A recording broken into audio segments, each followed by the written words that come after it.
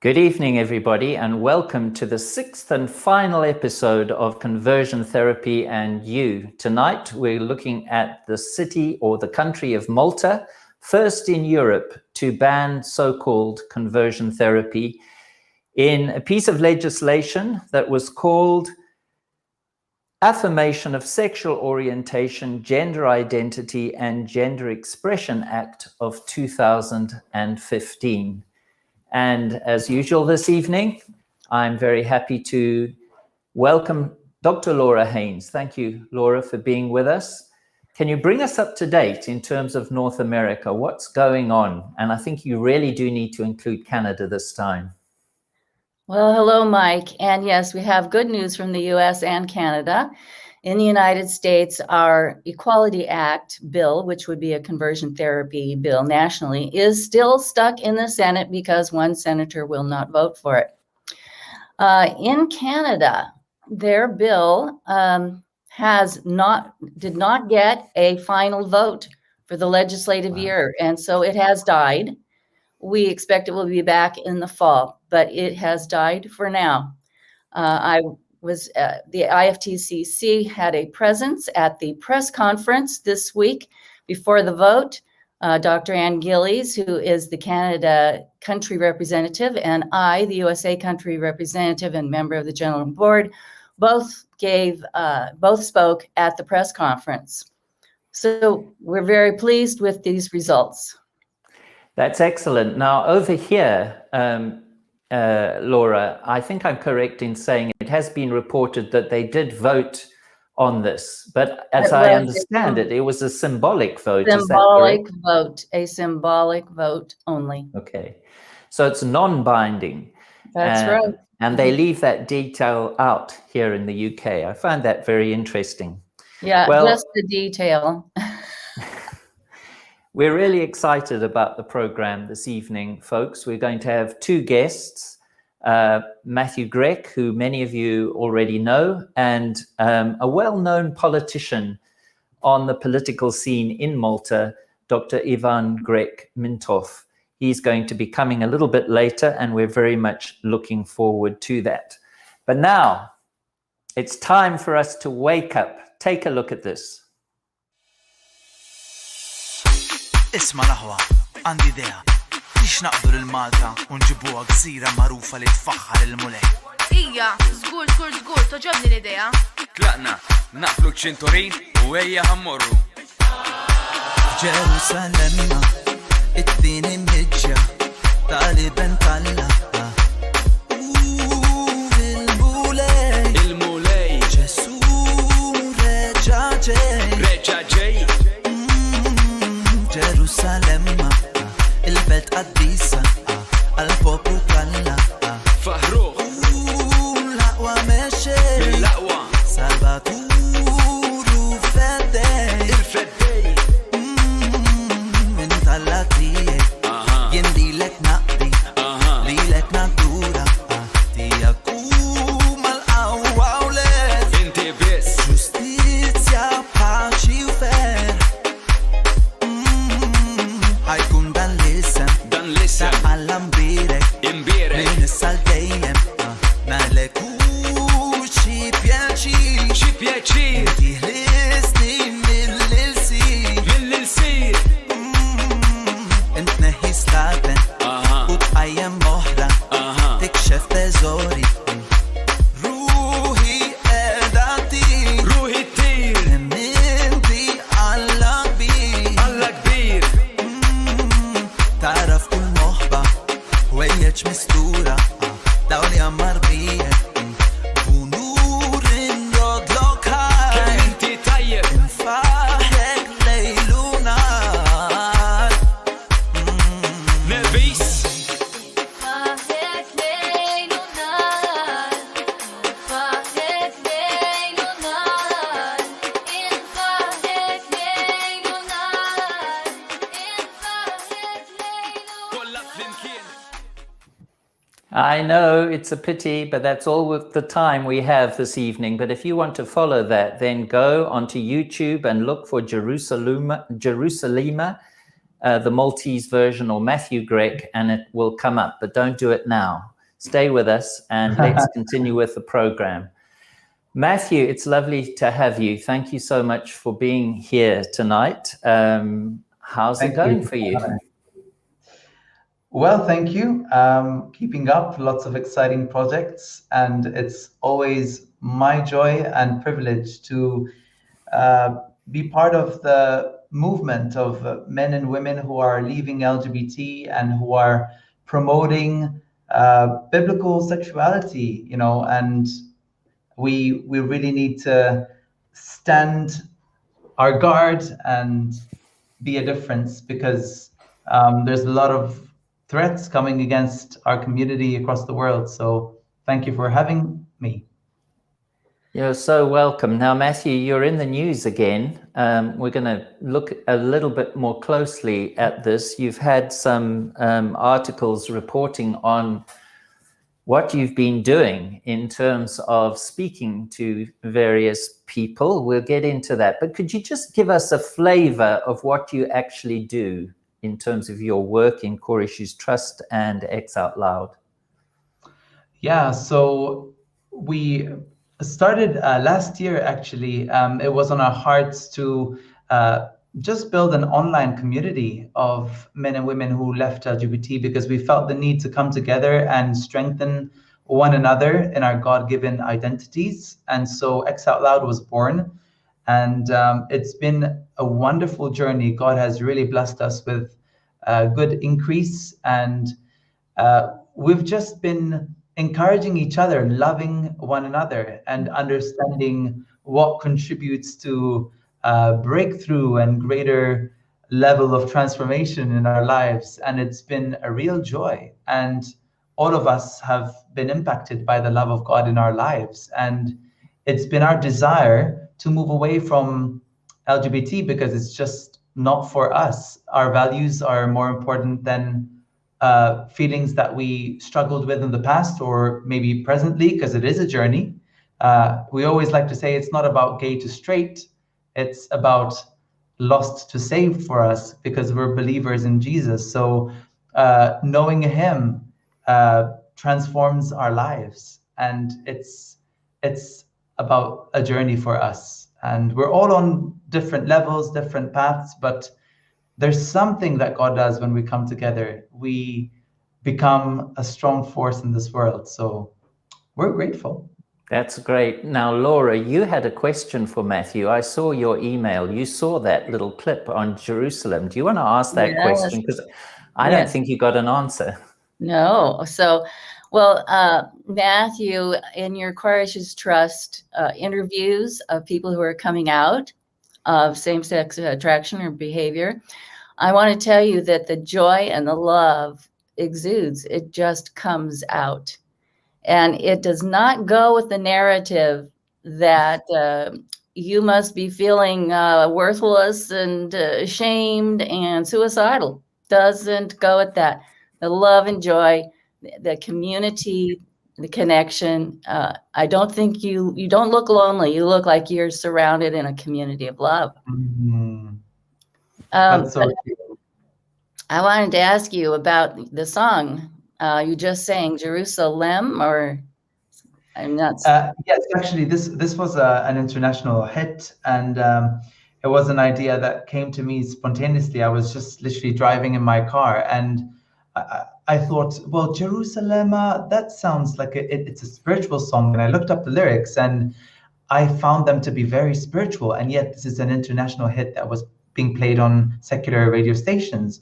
So I thought it would make a great Maltese translation, and it was popular in Malta. So if they heard it in the Maltese language and as a Christian song, it would be fantastic. So I worked on it with two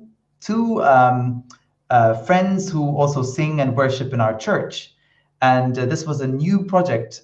In fact, the guy we did it with, who was rapping in the song, he never rapped in his entire life, never even thought of doing something that's a rap. But we did it together, and we decided that the lyrics would talk about the second coming of Christ.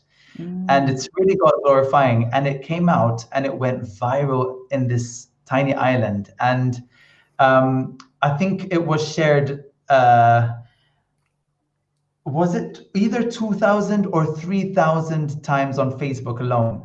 So it got like over 200,000 views on Facebook and another 90,000 views on YouTube.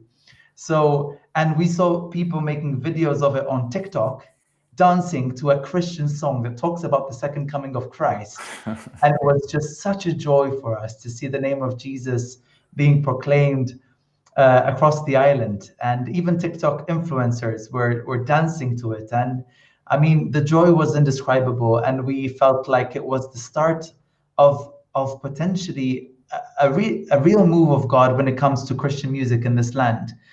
We look to the US and we're so inspired by the Christian music industry that there is in the US. And we're a small island in the Mediterranean. We desire that there would be such a thing as a Christian music industry, you know. But this brought us hope. Let's put it that way. That's really encouraging. Thank you so much, Matthew, for being here. We're going to catch up with you later. Folks, it's time now to continue for a few minutes with the series that we have begun in terms of looking at the nature of evidence. And we've tried to do this within the context of archaeology and the discipline of archaeology. For me, it's fascinating to think that there is a window of an opportunity just before the eruption in AD 79, when Vesuvius erupted and spilt all over the Vesuvian towns, Pompeii, Herculaneum, Oplontis, all of these places. But just before that happens, I think, and I get this from the reading that I do, that there was a window of opportunity where possibly Christian believers were able to be open for a brief period in that town. You'll remember we looked at one of the palaces that Poppaea Sabina inhabited. We referred to the fact that Josephus called her a woman of faith, that she'd done a lot of good work in terms of helping Jewish people. But there are some things that have come to light in the city of Pompeii that may indicate that there was indeed a witness from believers, whether they were Jewish or Gentile or a mixture of both, we don't know. But take a look at this. It's part of the puzzle that I hope will begin to unravel as we learn about the nature of evidence, how we use it, the danger of dogma, the role of ideology, and how all of these things can influence our perspective. As far back as 1895, British archaeologist Fitzgerald Marriott commented on at least one of what he considered to be an ancient equilateral street cross. The marks have been discounted as modern survey markers. Most likely, the symbolism of the equilateral street crosses seems linked to Ezekiel chapter 9 and verses 4 to 6, since the word mark mentioned in that verse has been found on several funeral pots in Jerusalem as reclining crosses. But that the street marks were Christian or Jewish crosses is discounted by the eminent archaeologist Heinrich Dinkler, who pronounced as absolute dogma that the symbol of the cross only makes its appearance in the 4th century in the time of Constantine. He would deny that the street crosses and the wall cross that we're about to discuss were religious symbols at all. But dogma, of course, is something that we have to be very careful of. We usually associate Christian activity with symbolism that was made use of during the first Christian century. In particular, the role of the cross is very important in trying to understand how Christians presented themselves to the world. I'm standing in a bakery, and behind me, on the wall, no longer visible, was found in the 1800s a stucco cross, meaning it was built up in the plaster. It's long since disintegrated, but it was well recorded by the archaeologist who discovered it. Yet another evidence that in all probability there were crosses in existence in the 1st century. It's true that the cross came to the foreground in the 4th century AD, but that doesn't mean that it wasn't present and that there weren't places around the world where the cross was evident. We know that before the Battle of Milvian Bridge in 312 AD, Constantine had a vision in which he was being told that by this sign you will conquer. And so, because he won the Battle of Milvian Bridge, the cross became a symbol of unity for the decaying Roman Empire when Constantine imposed Christianity on the ancient Romans. The legacy that Constantine has left us is the assumption that the cross was nowhere evident in the ancient world before the 4th century AD, before the Battle of Milvian Bridge. The truth is, the archaeological record shows that there are numerous places where early styling of the cross can be identified. So the cross may not have been ubiquitous, it may not have been the preeminent symbol, but it was certainly in use before the 4th century AD, and in all probability in Pompeii. It's important to remember the Flavian emperors, Vespasian, Titus, Domitian, were not disposed to persecuting Christians. So Pompeii becomes an important window to the pre-Constantinian world, the time before the cross became such a preeminent symbol in the society. Within the bakery, there's an interesting juxtaposition between two ancient artifacts. On the wall was an ancient cross, and to my right, in a stairwell, was an ancient mosaic of a serpent or a snake. And one of the issues with ascribing a Christian function to the cross is the fact that it was found in close proximity to a serpent mosaic, a pagan symbol. Both of them, however, could have been apotropaic, both of them concerned to ward off evil spirits. We have to ask ourselves, concerning early Christians, whether they were exclusivist as far away as they were from apostolic leadership, or whether or not there wasn't in fact some syncretism in terms of them finding their way out of pagan culture within the Roman world. This is one of the arguments that is brought against the idea that the cross was in fact a Christian symbol. When it comes to explaining how a Christian cross could have been in such close proximity with a pagan mural on the wall, a symbol revolving around a snake that clearly had pagan connotations, it's probably important to think that people's journeys in spirituality are often different, and clearly in 1st century Christianity would have been very different to the way we think things should have happened. It could have been that individuals were involved in syncretism and had to find their way out of that, or it could have been that a particular leader within the bakery had begun his journey on the Christian path, but had still mixed allegiances in terms of the polytheistic environment in which he was living. We know, for example, that polytheism was certainly the dominant religious ethos of the particular insula that we're standing in at the moment. In the main houses associated with this place have been found images of several different gods.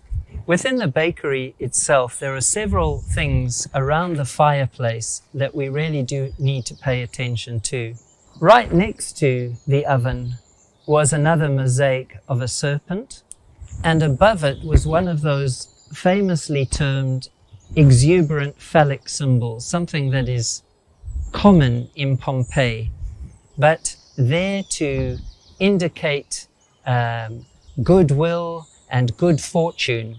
That's why those symbols were used. Within the bakery also, it's worth mentioning these great millstones that would have turned either by slave power or by mules or donkeys. It's made out of some kind of volcanic stone. The problem is that within the grinding process, there was a certain amount of fragments that came from the stone that seriously damaged the teeth of those who would eat the bread in Pompeii. And on the other side of the bakery, here on the wall, is the remains of a shrine. And in all probability, there would have been a shelf, and on that shelf may well have been the household gods or the gods that were worshipped or revered by people who came to work in the bakery. Most Roman households and places of work featured a niche or altar designed for private worship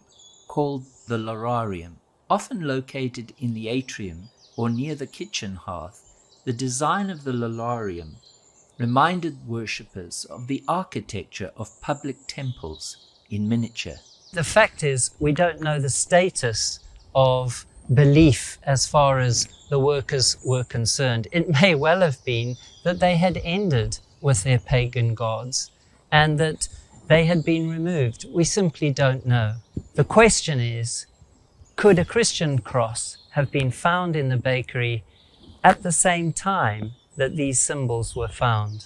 It's accurate to speak of the fact that there was in all probability some kind of Christian worship in this place, when at the same time we know that there were pagan symbols on the walls. Some have argued that it would have been impossible, that Christians at that time would have been exclusivist, and others have said it's probable that there was syncretism, a mixing of ancient and modern religions that were coming together at that time. The fact is, we simply don't know the spiritual status of those who worked here or the manager who rented this property within the Ariana Poliana. Probably one of the best ways of understanding and also contextualizing finds such as the stucco plaster cross at the bakery shop at the Ariana Poliana is to look at other places where crosses were also believed to have been found. We're now headed back through the Herculaneum Gate en route for the prosperous town of Herculaneum, yet another city destroyed by the Vesuvius eruption in AD 79. So folks, I just want to paint a picture here for a few minutes. This volcano erupts in 79 AD. We know from Acts, the book of Acts, that Paul the Apostle landed just a few kilometers away from Pompeii in AD 60.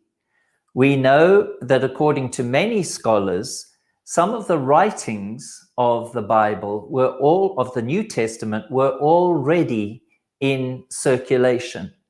We know also that Peter disappeared from Jerusalem, and many believed that he went to Rome. And somewhere in the 40s, the Roman Church began. So we have this situation that this sophisticated Christian community in Rome had already been developed for 20 years by the time Paul lands. Christian literature is being circulated between congregations in the Christian world at the time. So my question is this: could it be that these crosses in the streets that simply sought to protect buildings, whatever we want to think of that, and people's lives, and the cross on the wall, which I know is widely disputed, but also supported by many people as being a genuine Christian symbol, how come we have these things and yet people are saying dogmatically that there were no believers in this part of the world, that Christianity had not got this far? Can you see the issue? Now, we haven't got the answers. We've got lots of questions. We've got some interesting inscriptions. We mentioned the Christianus inscription, the Vivit inscription. We've seen the little inscriptions in the road. We've seen the cross on the wall. We're building a picture here, and I think it's worth examining. And it's important that we recognize that dogma can get in the way, and we have to be very careful in terms of how we use evidence. Food for thought. Folks, let's come back together and continue with what we were talking about. Matthew, help us now, because I'm looking at two articles. One, the title is Matthew Grech Tried to Convert an Undercover British Journalist in Conversion Therapy Expose. That's one. And the other one is similarly reporting controversy following report of a person trying to convert a gay man. What are you up to here, Matthew? Yeah, so it certainly was not my initiative, because the reporter was the one to initiate the conversation and to contact Corsh's Trust. And to be honest, I was a bit busy, but he kept chasing, actually. So we did have a conversation, and of course, he presented himself as Joe Willis, and he put on a very sad, depressed kind of face. And what's the right Christian thing to do? Well, we don't want people to be sad. We want them to reach their goals in life and to have uplifted spirits, don't we? So there we were having a conversation. He expressed that he was very sad about, his same-sex struggles, and he definitely wanted to move away. He claimed to have Christian faith. So he just made up his identity. He made up his purposes. It was all a lie. And it was, of course, voluntary. I mean, for God's sake, he's an undercover reporter, so nothing was coerced. He kept chasing for a conversation, and it happened. And well, it was, I think, the day after that a friend sent me a message. A friend of his sent me a message, apparently. I mean, I don't even know whether she was a friend now. Probably it was all a scene. And she said, oh, he was so encouraged by the conversation. Is it possible to send someone else on a different issue for a conversation and more counseling, because he was very encouraged? So, I mean, the level of deception and the level of, what can I say? It was just all a lie, wasn't it? Because then we found out, and then I think it was a few weeks after that, I'm in a department store and I receive a call from Amy Sharp from the Sunday Mirror. Apparently you did this, apparently you did that. And I was like, whoa, hang on. What are you talking about? Are you telling me that Joe Willis was a British undercover reporter? Say what? And so I was a bit annoyed, because it was just dawning on me, like, nobody likes feeling and being deceived, and I specifically asked for a Zoom meeting because I wanted to see Joe Willis face to face. Maybe I was smelling something odd about him, and then they give us an opportunity to comment on the whole thing. And you and I, Mike, we discussed it together, and we said, well, yeah, we should comment on it and play our part there. And then I think it was a week or two after that, the Sunday Mirror decided to publish the article and to say that we're practicing conversion therapy. I mean, what a joke! What an absolute joke! And well, to base their opinion on Corish's Trust on a fake scenario is, I mean, enough said. It's been done so many times in in the UK, Matthew, and Laura. I don't know if you've had similar experiences in the USA, but it's interesting to me. The article here didn't really go very far at all, even on social media. I think the only person who shared it was the author, but that's another story. I think people are getting a bit tired of this kind of approach. Have you had experiences like this, Laura, with undercover people coming into counseling contexts? Well, when I have suspected it, I have not gone along with it. So I haven't had something that has gone really beyond All the someone's way. attempting.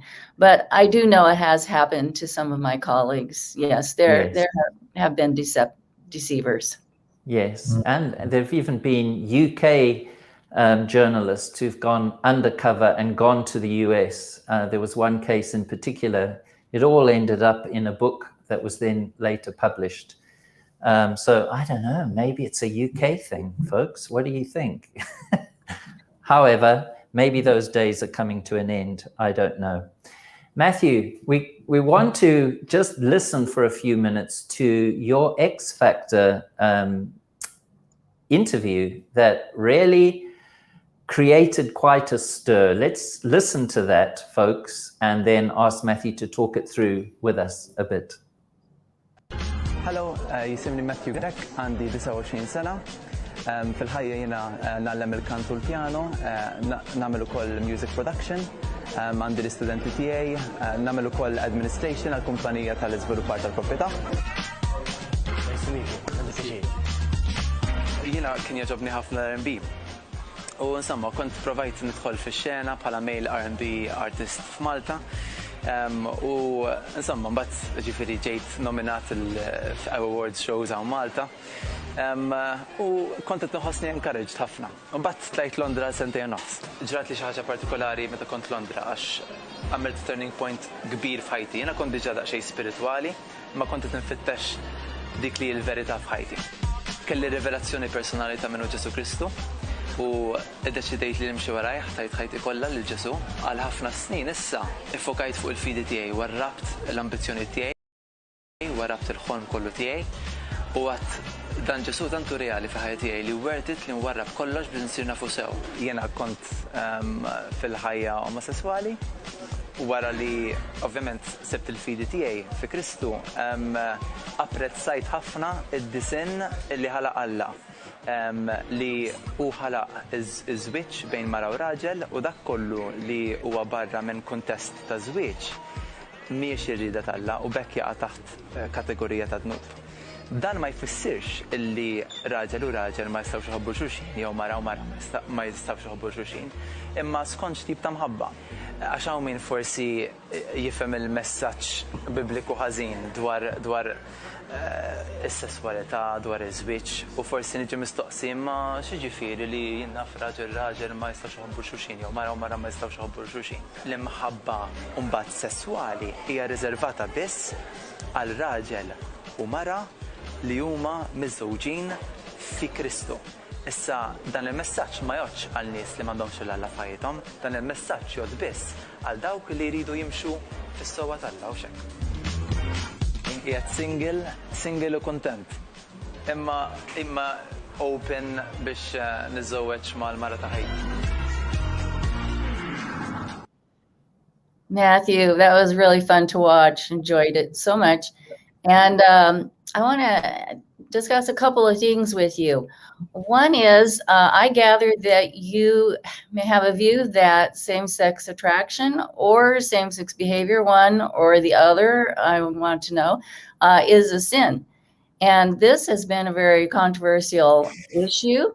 It's said that if you think one or the other is a sin, and I wonder if you could clarify your view on that for us, that this would cause you to feel that you personally are worthless and shameful and to feel suicidal, that you couldn't possibly be a happy person and have a Christian worldview. So could you clarify for us your thoughts and feelings on that? Is sin a bad, negative word for you, or is it a hopeful word for you? Thank you, Laura.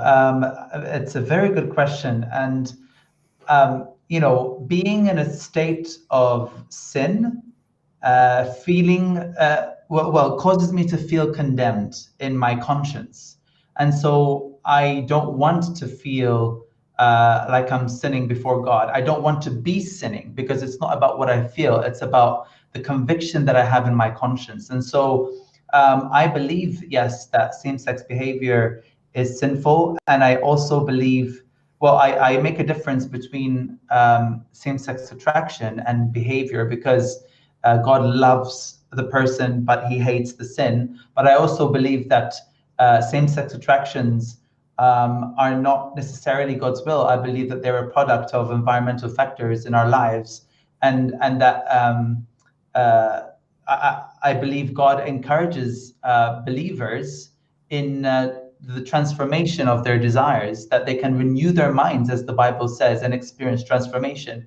So I don't believe that the best that God has for us is this permanent state of same-sex struggle. I believe that it's something that God wants us to be set free from. And I don't believe that it is an ideal in any way, and that we should accept that as a permanent way of living. So I wouldn't say same-sex attraction is a sin, because that causes unnecessary condemnation. But I do believe that we can be set free from it, and that we can believe God for that. So it brings me joy and hope to know that I can be set free from it. And it makes me feel bad and hopeless if somebody told me, well, this is who you are, that's what you have to accept for the rest of your life, because that doesn't help me to reach my goal of having a family, having a wife, raising children biologically, So it's important for me. The message of transformation and change is absolutely important for my spiritual well-being and also for my mental health. Do you feel that your sexual feelings are your core self and your core identity? They identify you? Good question. Actually, I don't believe sexual feelings are essential to my life, and therefore they should not be spoken of in these kind of ontological terms, like this is who I am. And I think that's unnecessary. What I feel does not define who I am, definitely not. So I am who God made me to be. I am a man, and even straight is a label. I don't even support necessarily the heterosexuality kind of state of being. I'm a man, period. And if I'm a man, then God designed me for a woman, and that's what I want to be.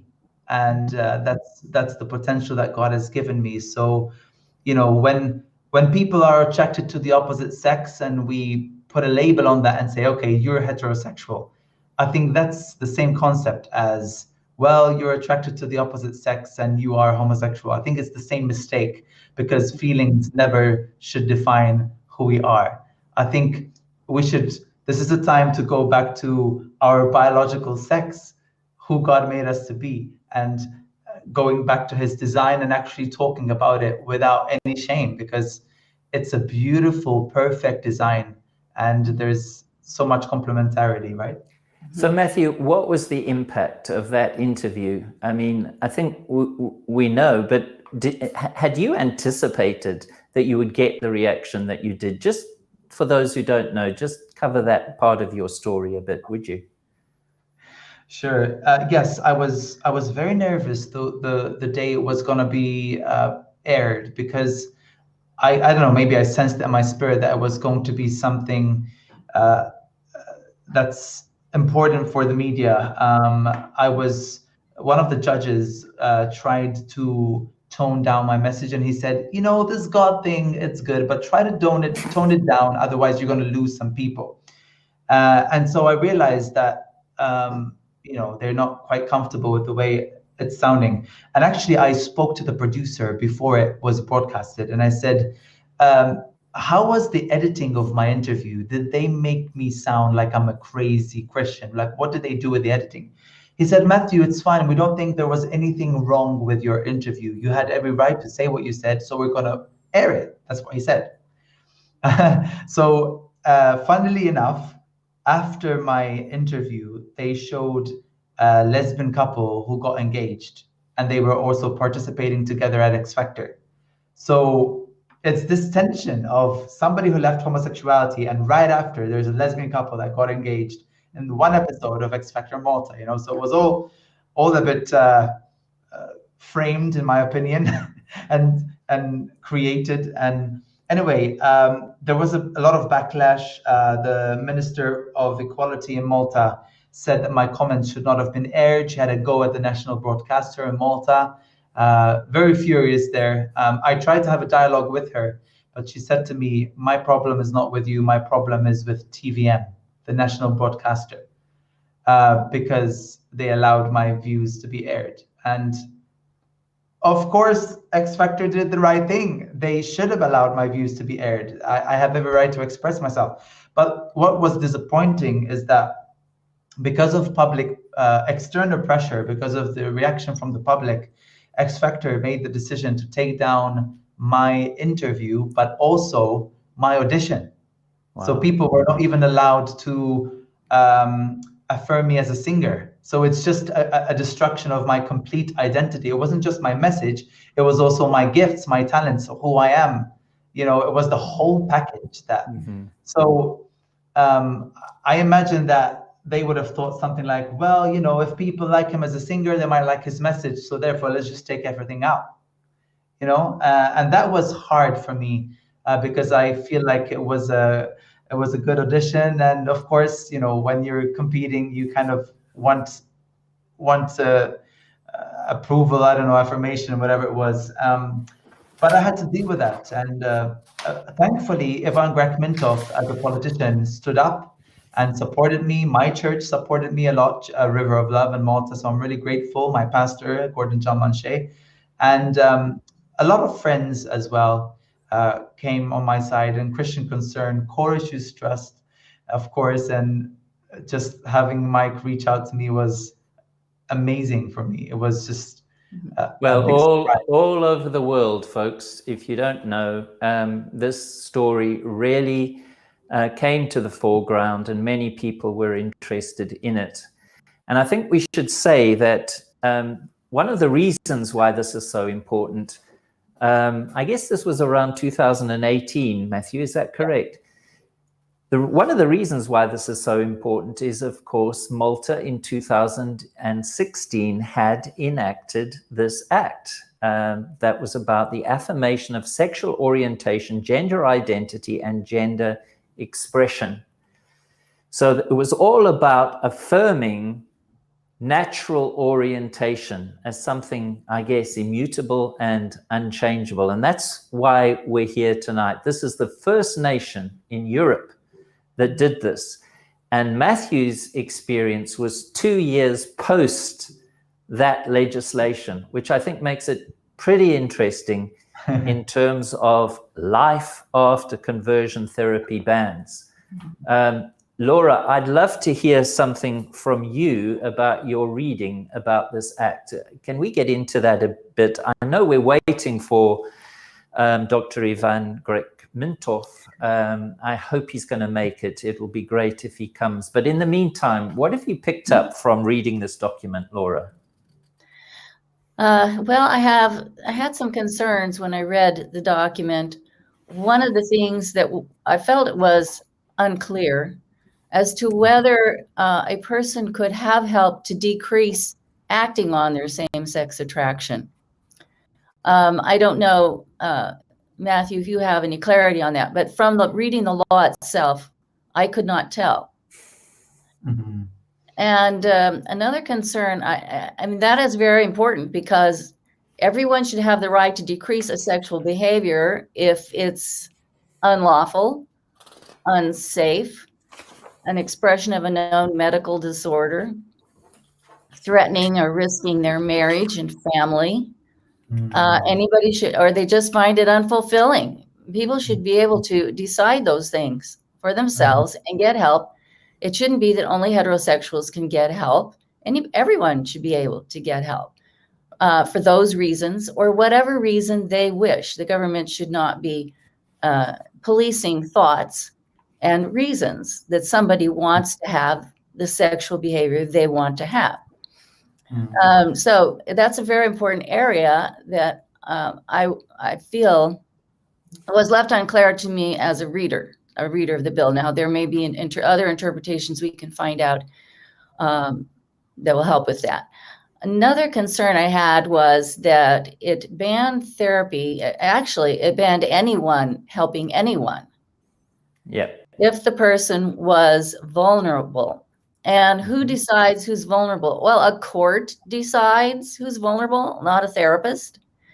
I mean, I think therapists are very sensitive to these things. If I'm retired now, but at a time when I was in my practice, if somebody came in wanting same-sex attraction and I saw that they're not ready for it, there are other issues that are more primary for them that need to be dealt with first, I would, of course, do that. Of course. So, therapists are capable of considering who's ready for what kind of therapy. But the court's going to decide this, not the therapist or the therapy bodies.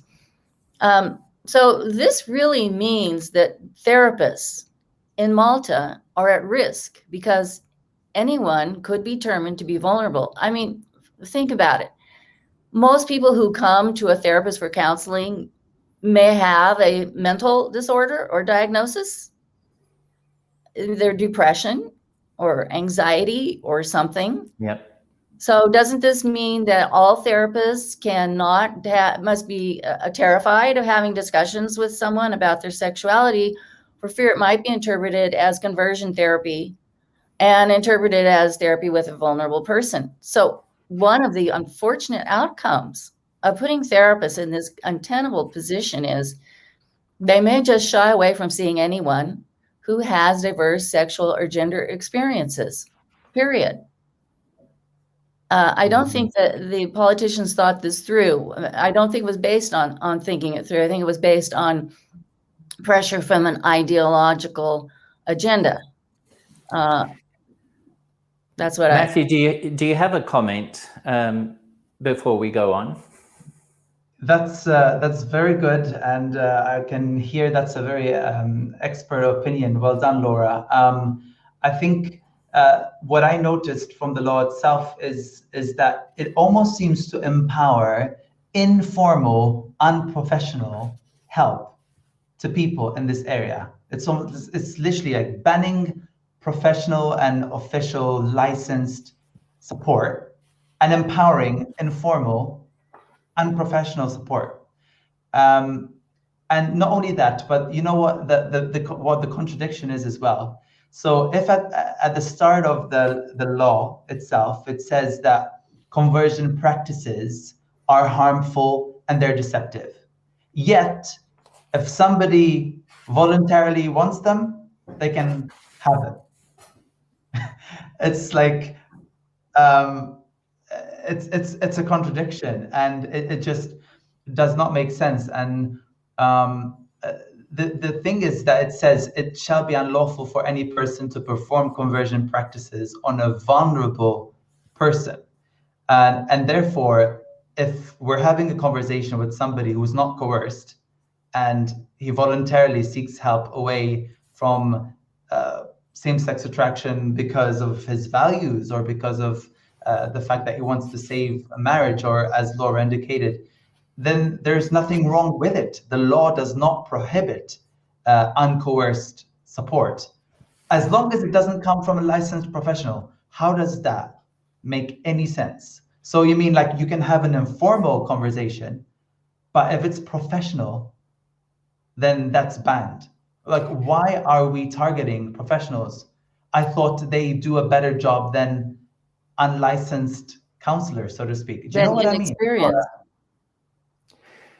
But it does talk about any person who does this work, I believe. Yes. But Matthew, one thing I notice here in the definition of conversion therapy, the Act says this: provided that any counseling related to the exploration of one's identity with regard to any of the characteristics being affirmed by this Act is excluded from the definition. So in other words, you can explore sexuality with people.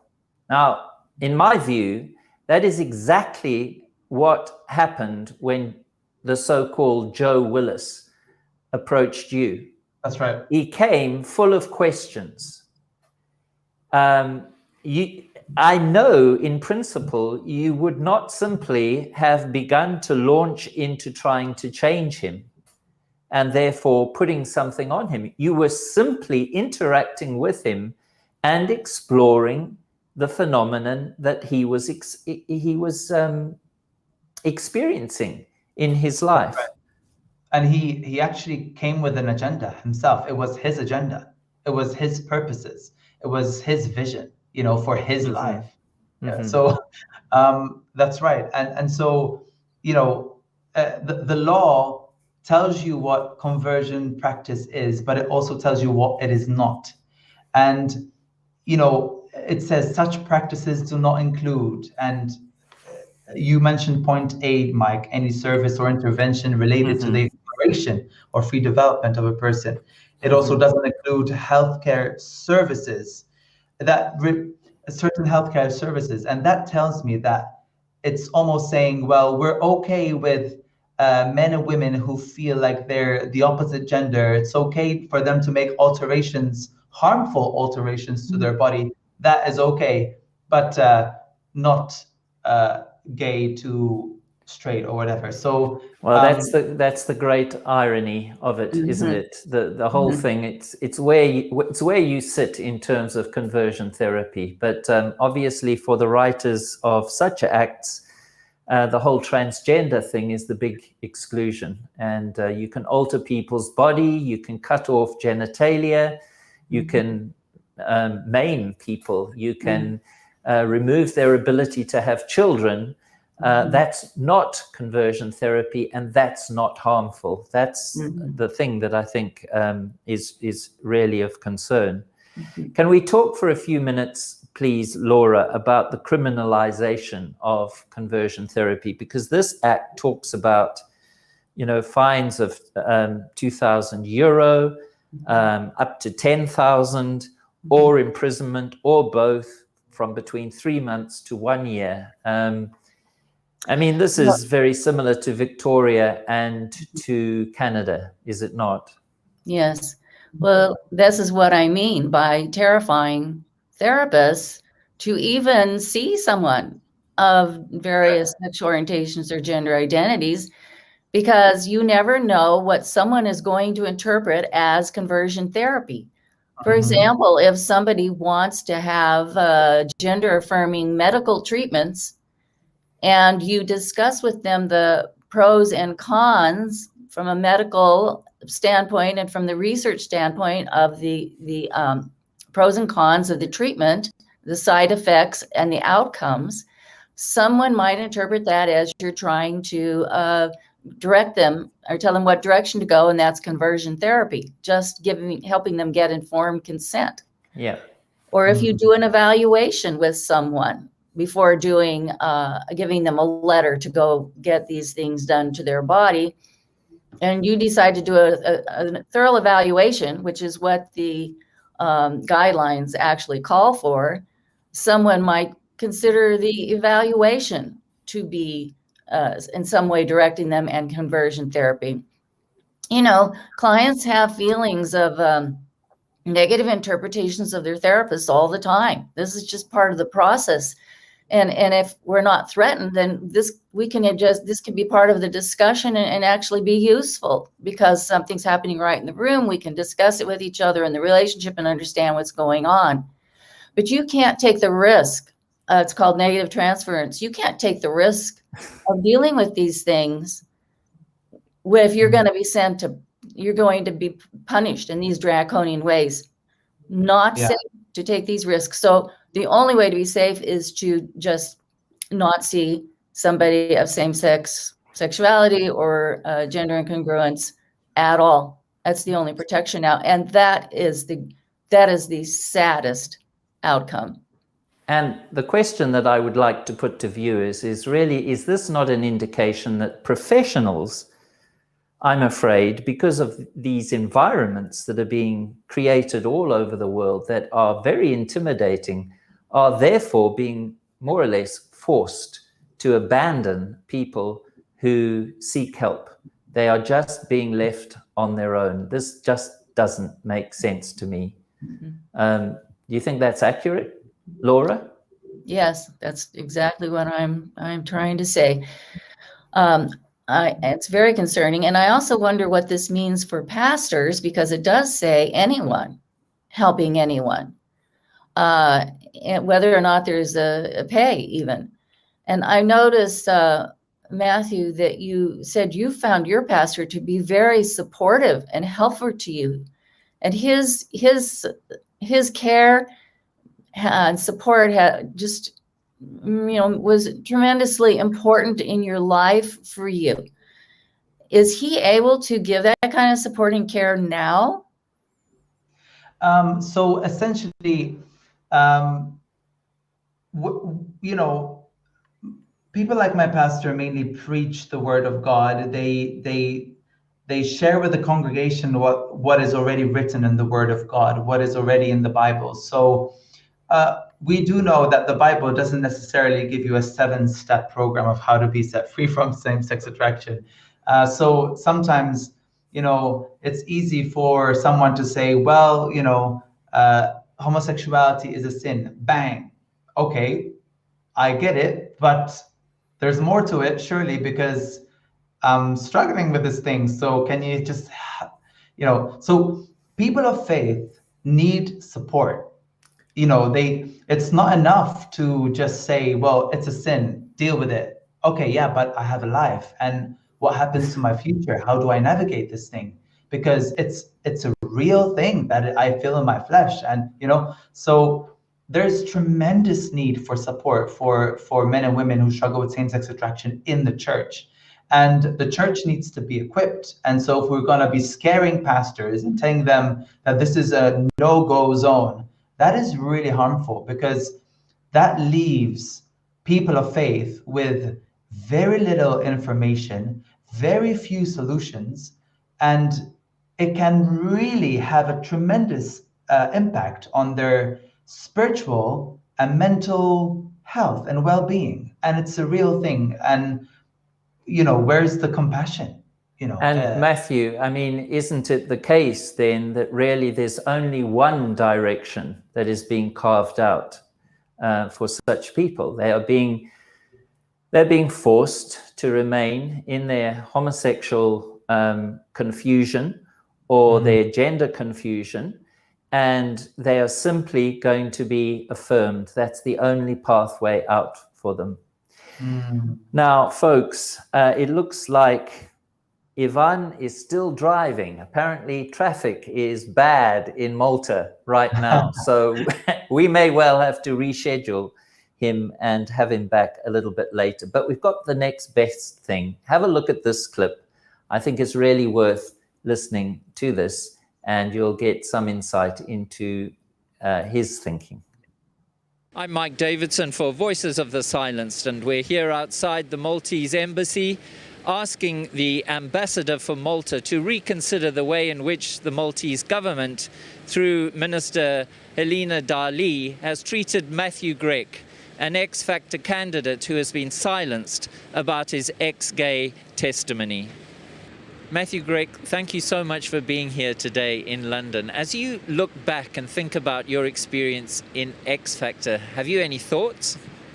Yes, I definitely celebrate my X Factor Malta experience, and I'm grateful that my interview was broadcasted and aired despite the controversy. Unfortunately, the multitudes and including the politicians, the government in Malta has expressed quite a lot of hatred towards my story and my life experience. However, the good side of the story is that my church family, River of Love Christian Fellowship, and my pastor, Gordon John, has supported me tremendously, the whole spiritual family. Alianza Bidla, which is a Maltese political party, has been of tremendous help. Dr. Ivan Grech-Mintov was so supportive. And then United Kingdom, Christian Concern, IFTCC, Core Issues Trust have showed me so much love and hospitality and support in a very practical way. And I feel so welcome here in the UK. I was saved. I gave my life to Jesus in the United Kingdom. So this is a very special place to be.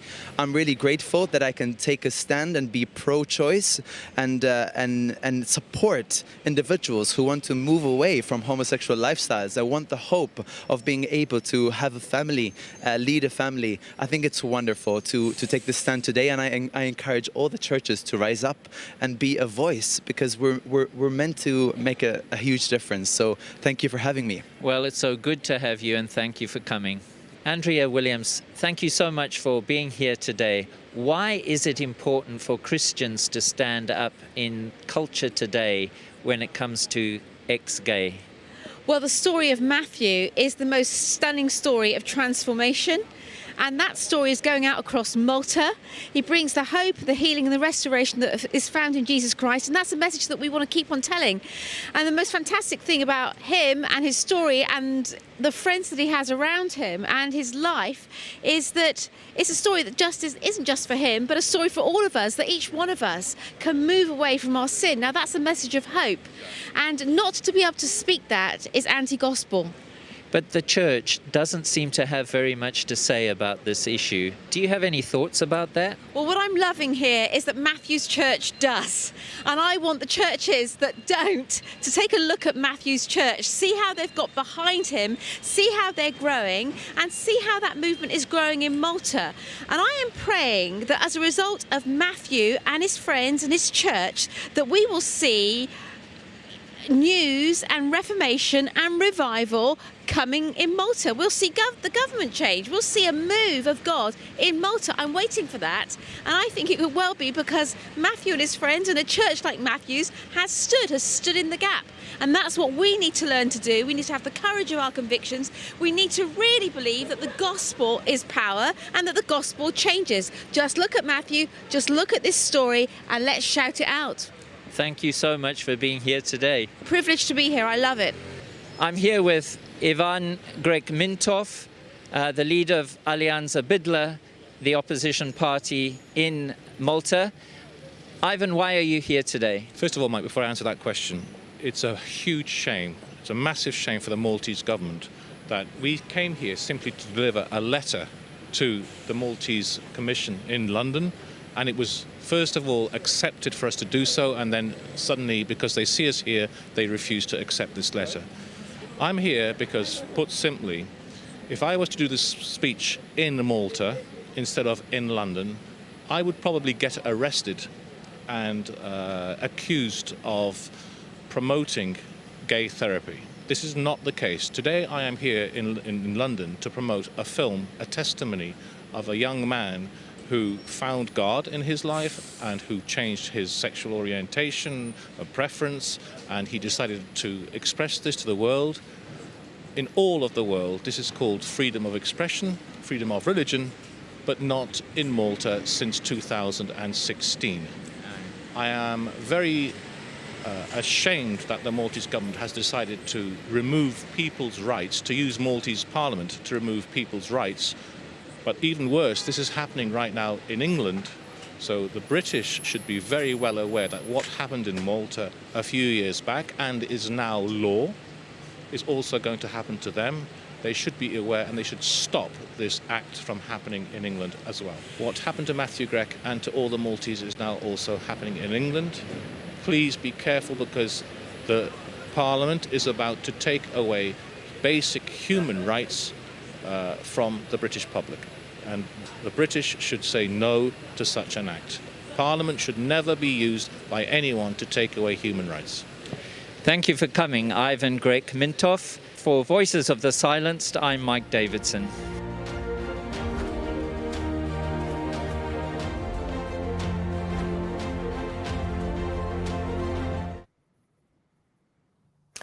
And apologies again that Dr. Ivan Grek-Mintov was not able to join us tonight. We'll reschedule him and at some point meet him again. But we're very thankful for his willingness to try to get to us this evening. Laura, in conclusion, what do you think? What does the Malta experience teach us? Anything that stays with you now? Yes, I see in this this act in Matthew's story. By the way, I saw you in a debate with an activist, and I feel you held your own very well. But watching that, you're having to debate for the right to your values, and seeing what has happened to you, and also seeing this clip on Pompeii. What comes to my mind is a clash of cultural values. And some are Christian, have traditional Christian values. Some have more non-Christian values. Some people are trying to integrate them from our perspective, trying to integrate them in some ways. The interviewer in that debate said to your opponent, shouldn't there be a right for him to have his values and speak his experience, his life experience? And I think that's the question. I think that's the issue here. Is there room for us?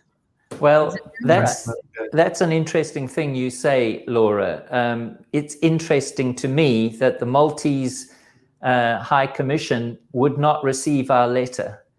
The US embassy would not receive our letter. The German embassy did receive it, but they received it through a security officer, but we never got a reply. The only people who did receive it was the Spanish embassy in London, and they did send us a reply. So good on the Spanish for doing that. But to me, that speaks volumes about what is happening here in terms of a complete close down on any dissenting point of view. And I noticed even in an interview that went out this morning on BBC One around conversion therapy, it's the same old thing. We have 3 so-called victims of conversion therapy, but they refused point blank to interview any of our people or to speak to anybody who had a very different experience of interventions that were designed to help them, not to force them into some direction, but to help them to explore the sexual difficulties that they were experiencing. Matthew, thank you so much for what you do, who you are. Happy birthday to you today. I know it's a special day for you. Sorry to blurt that out, but I can't resist. And thank you again for coming. Just stay there a minute. I'm so inspired by your work. Thank you, Laura and Mike, for keeping us up to date with what's going on in the world in this area. Your commitment is so inspiring to me, and your diligence, really. Well done. Is there room in the world for Matthew? That's the question. Laura, we've come to the end now of 6 episodes. We'd hoped to do some of the other nations.